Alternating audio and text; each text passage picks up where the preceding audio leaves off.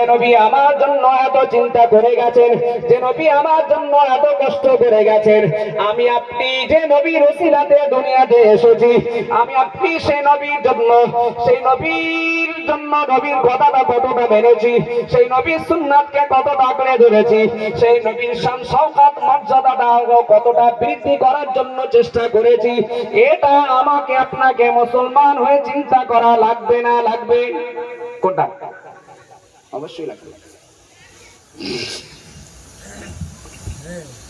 নবী আমাদের দুনিয়ার বাদশা হাবিবুল্লাহ জনাবে মুহাম্মদুর রাসূলুল্লাহ সাল্লাল্লাহু আলাইহি ওয়াসাল্লাম তিনি মাথাটা উঁচু করছেন না দেখে ওমর ফারুক রাদিয়াল্লাহু তাআলা আনহুম আজমাইন তিনি আর সহ্য করতে পারছেন না। ফারুক আযম বলা শুরু করলেন, ইয়া রাসূলুল্লাহ, ইয়া হাবিবাল্লাহ, হুজুর আপনি মাথাটা উঁচু করুন, আপনি আর রোনাজারি করবেন না, আপনি আর কান্নাকাটি করবেন না। আজ আপনার 3 দিন যাবত না দেখে আমি ওমর পাগলের মতো হয়ে গেছিলাম, আর আপনাকে সামনে এই অবস্থা দেখে আমি ওমর কিছুতে আর সহ্য করে নিতে পারছি না। আপনি দয়া করে আপনার মাথা মোবারক খানা উঁচু করুন। আপনি আপনার যে গুনাহগার উম্মতি দিগের জন্য এতটা কান্নাকাটি রোনাজারি করেই চলেছেন মরুভূমির গরম উত্তপ্ত বালুর উপরে, আমি আপনার সেই গুনাহগার উম্মতি দিগের জন্য আল্লাহর কসম করে আপনাকে সাক্ষী রেখে ঘোষণা দিলাম, আমি ওমরের জীবনের সমস্ত সওয়াবগুলো আপনার সেই সমস্ত গুনাহগার উম্মতি দিগের জন্য দান করে দিলাম। আরো জোরে বলেন। তাই সিদ্দিকে আকবর বললেন, জীবনের সব ইবাদত দিয়ে দেব। আল্লাহর রাসূল জানালেন, আবু বকরের এক রাতের যে সওয়াব রয়েছে সেই সওয়াবটা সমস্ত ঈমানওয়ালা সওয়াবের থেকেও বেশি না? বেশি। হযরত ওমর ফারুক রাদিয়াল্লাহু তাআলা আনহু তিনি বললেন, আমার জীবনের সব ইবাদত দিয়ে দেব। দয়া করে আপনার মাথা মোবারক উঁচু করুন। আপনি আর মাথা নিচু করে থাকবেন না, আপনার মাথা নিচু করে থাকাটা আর সহ্য করতে পারছি না। আপনাকে না পেয়ে যা অবস্থা তো হয়েছে, আর সামনে এই অবস্থায় দেখে আরো অস্থির হয়ে যাচ্ছে, আর সহ্য করতে পারছেন। আপনি দয়া করে মাথাটা উঁচু করুন। আপনি তাদের জন্য চিন্তা করছেন, চিন্তা মুক্ত করার জন্য তো এটাই ঘোষণা। রাসূল তখনও মাথা উঁচু করছেন না। সেই ওমর ফারুক আযম তার জীবনের সমস্ত ইবাদত ঘোষণা করে দিল, তার জীবনের সমস্ত সওয়াব ঘোষণা করে দিল। সেই ফারুক আযমের ক্ষেত্রে নবী আমার দিন দুনিয়ার বাদশা জানিয়ে দিয়েছেন, নবী আমার দিন দুনিয়ার বাদশা জানিয়েছেন, আমার পরে আর কোন নবী আল্লাহ দুনিয়াতে পাঠাবেন না। আনা খাতামুন নবিয়্যিন, আমি নবুয়তের পরিসমাপ্তি রাসূলকে দিয়ে ঘটেছে। নবুয়তের পরিপূর্ণতা পেয়েছে রাসূলকে দিয়ে। তাহলে এক পট পানি আমার ভর্তি হবে, এখন কানাই কানাই হয়ে গেছে, এরপরে যদি আর দেই ভর্তি হবে, পড়ে যাবে। তার মানে পট ভর্তি হয়ে গেছে, এটা দেওয়া যাবে না, পরিপূর্ণ পেয়ে গেছে। তো নবুয়তের পরিসমাপ্তি ঘটেছে রাসূলকে দিয়ে। আর দুনিয়াতে নবী রাসূল আল্লাহ পাঠাবেন না। ঠিক সেখানে নবী আমার জানিয়ে দিয়েছে, আর আল্লাহ পাক রব্বুল আলামিন দুনিয়াতে নবী রাসূল পয়গম্বর আর পাঠাবেন না। আল্লাহ পাক রব্বুল আলামিন যদি নবী দুনিয়াতে আমার পরে পাঠাতেন, তাহলে ওমরের মধ্যে সেই গুণে গুণান্বিত ওমরকে আমার পরে নবী করে পাঠাতেন। যদিও রাসূল আগে ঘোষণা দিয়েছেন যে আমার পরে আর নবী হবে না, যদি, এখানে কিন্তু একটা কথা, যদি ওমরের মধ্যে সেই গুণ রয়েছে, ওমরকে আল্লাহ রাসূল করে পাঠাতেন। নবী আবার মাথা মোবারক তাও ওঠান না। সিদ্দিক আকবর ফারুক আযমকে বলে, ভাই ফারুক আযম, আমার তোমার কাজ নয়। রাসূলকে আমি তুমি মাথা ওঠাতে পারবো না। রাসূল যাদের চিন্তা করছে তাদের জন্য আমরা সব ঘোষণা দিলাম, রাসূল তাও মাথা ওঠাচ্ছেন না, তার মানে আমাদের চেষ্টা আর কাজ হবে না। আমাদের চেষ্টার কাজ হবে না। ও ভাই আমার, চলো যাই আম্মা জান ফাতেমার কাছে, রসুলের বেটি ফাতেমার কাছে, চলো যাই আলীর বাড়িতে। ও ভাই ফারুক আযম, চলো যাই, আমাদের দ্বারা রসুলকে আর সম্ভব নয় ওঠানো, একমাত্র রসুলকে শান্ত করতে পারে রসুলের বেটি ফাতেমা। তাহলে আমরা রসুলকে শান্ত করতে পারবো না, পারিনি, পারবো না। এইবার যদি কেউ রসুলকে শান্ত করতে পারে সেটা হলো রসুলের বেটি কন্যা ফাতেমা। চলো এখানে সময় নষ্ট করে লাভ নাই, কারণ যত সময় এখানে আমরা নষ্ট করব রসুল তত কষ্ট পাবে, রসুল তত মাথা নিচু করে থাকবে, লং টাইম হবে, আমরা আরো কষ্ট পাবো। চলো দ্রুত ফাতেমাকে নিয়ে আসি, যদি রসুলকে শান্ত করতে পারে একমাত্র ফাতেমাই পারে। এই না চিন্তা ভাবনা নিয়ে সিদ্দিক আকবর ফারুক আজমকে বললেন, ভাই চলো আমরা ছুটে যাই আলীর বাড়িতে, মা ফাতেমাকে নিয়ে আসি। রসুলের বেটি ফাতেমা ছাড়া রসুলকে কেউ সান্ত্বনা দিতে পারবে না, শান্ত করতে পারবে না। ইতিমধ্যে আলীর বাড়িতে যেতে যেতে রাস্তাতেই হযরতে আলীর সাথে দেখা হয়ে যায়। যার বাড়িতে যাচ্ছি তার সাথেই দেখা। হযরতে আলী তিনিও রাসূলকে খুঁজতে বার হয়েছিলেন। সিদ্দিক আকবর, আবু বকর ও ফারুক আযম, ওমর ফারুক রাদিয়াল্লাহু তাআলা আনহুম আজমাইন, তাদের সঙ্গে সাক্ষাৎ আলীর সাথে হয়ে গেল। রাসূলকে কি তোমরা দেখতে পেয়েছো? রাসূলকে আমরা দেখতে পেয়েছি, চলো তাহলে যাই রাসূলকে নিয়ে আসি। হযরত আলী যেটা বলে চলো যাই রাসূলকে নিয়ে আসি। সিদ্দিক আকবর, আবু বকর, ফারুক আযম, ওমর ফারুক হুজুররা বলতে লেগেছে, ও আলী সময় আর নষ্ট নয়, চলো চলো চলো চলো তোমার বাড়িতে যাই। একমাত্র যদি রাসূলকে কেউ সান্ত্বনা করতে পারে তাহলে সেটা হলো তোমার বিবি ফাতিমা। হযরত আলী আবার দিতেন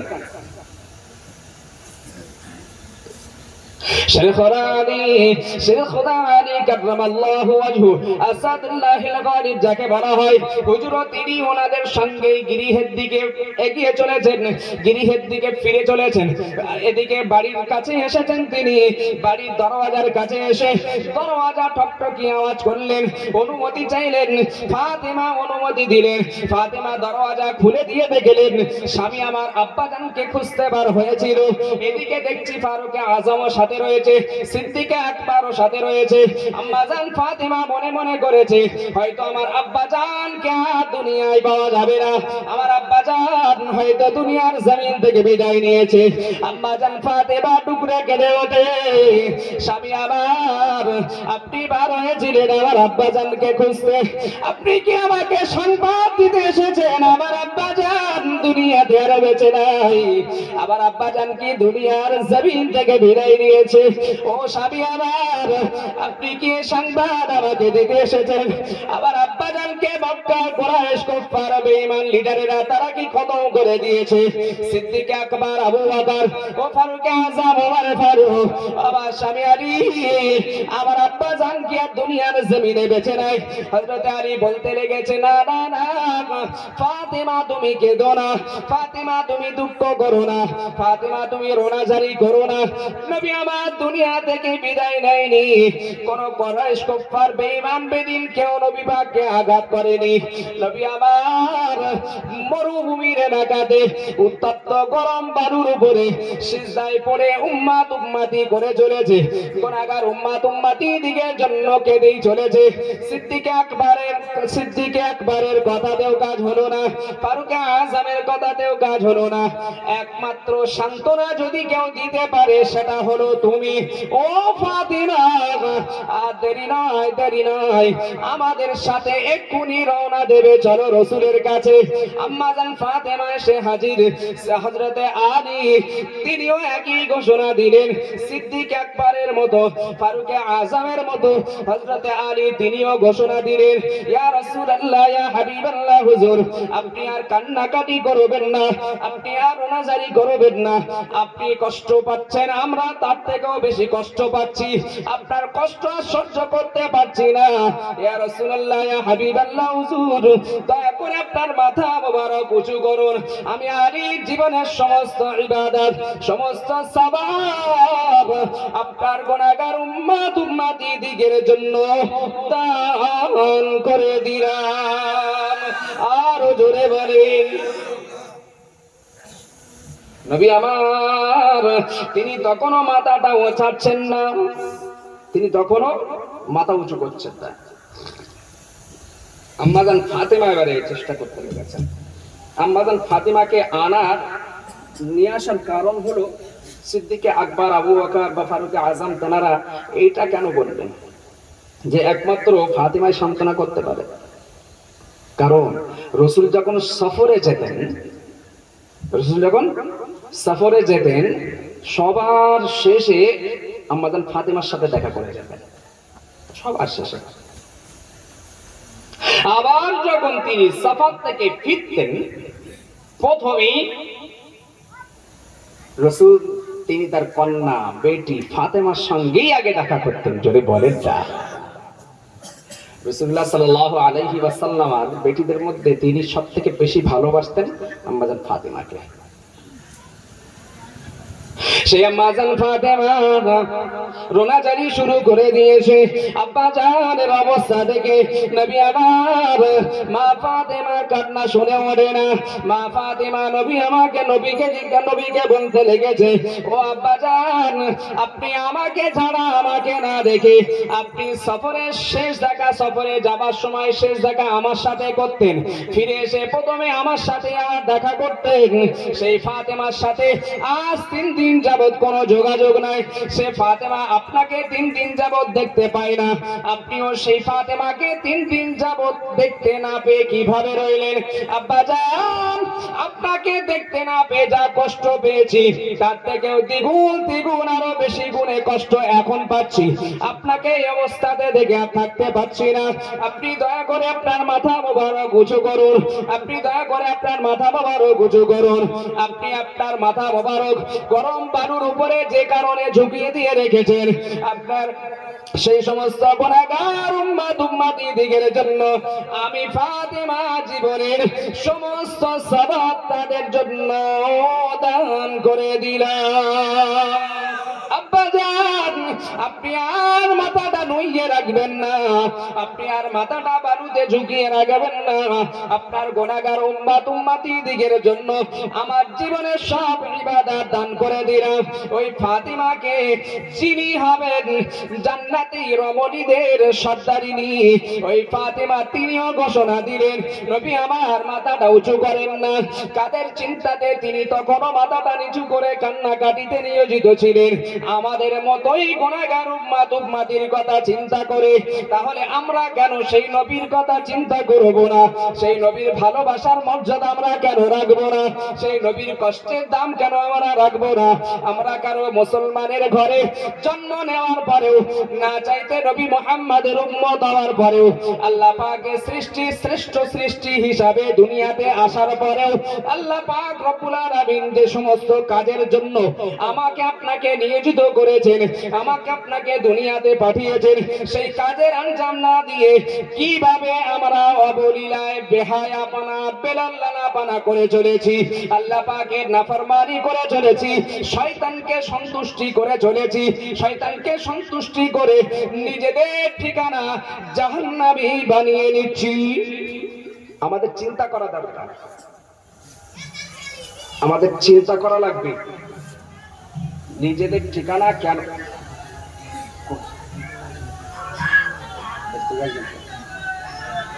খুশির সংবাদ, হুজুর কেবলা এসে গিয়েছেন। আওলাদে মুজাদ্দিদুজ্জামান হুজুর কেবলা তিনি এসে গিয়েছেন। আর কাল বিলম্ব নয়। আমরা যারা এদিকে ওদিকে ছড়িয়ে ছিটিয়ে রয়েছি সকলের কাছে আমার একটাই অনুরোধ, নিবেদন, যাই বলেন আপনাদের কাছে আগেও রেখেছি, আবারও রাখছি। আপনারা দয়া করে, বহু মানুষ এসেছেন, যখন হুজুর বলছিলেন, আমি খুব দুঃখের সঙ্গে কথাটা বলছি, হুজুরও বলেছেন সত্যিকারের সামনে কেউ না থাকলে বলা যায় না, বলতেও খারাপ লাগে। 2-3 জন ছিলেন, আমি এসে দেখছি 3 জন রয়েছেন, হুজুর বলছেন। আমার নিজেরও খারাপ লাগছিল যে কেউ নেই, কি হবে। যাই হোক, আপনারা এসেছেন, যারা এখনো আসেননি তাদেরকেও বলবো ময়দানে অনেক জায়গা ফাঁকা রয়েছে, ফাঁকা জায়গাগুলো পূরণ করার জন্য আপনারা আসুন। হুজুর কেবলা এসে গিয়েছেন। আপনারা যারা এখনো এদিকে ওদিকে ছড়িয়ে ছিটিয়ে রয়েছি, আমরা প্রত্যেকেই মজলিসে চলে আসি। হুজুর আসছেন, একবার তাকবীর দেই, নারায়ে তাকবীর, নারায়ে তাকবীর। সিলসিলায়ে হক মুজাদ্দিদুজ জামান, সিলসিলায়ে হক মুজাদ্দিদুজ জামান, আওলাদে মুজাদ্দিদুজ জামান, নারায়ে তাকবীর। আমি আর বক্তব্য লম্বা চওড়া করব না। হুজুর এসেছেন, হুজুরের সামনে লম্বা চওড়া বক্তব্য করব, এটা বেয়াদবি। ভাই, আমরা প্রত্যেকে মুজাদ্দিদুজ জামানের বাগান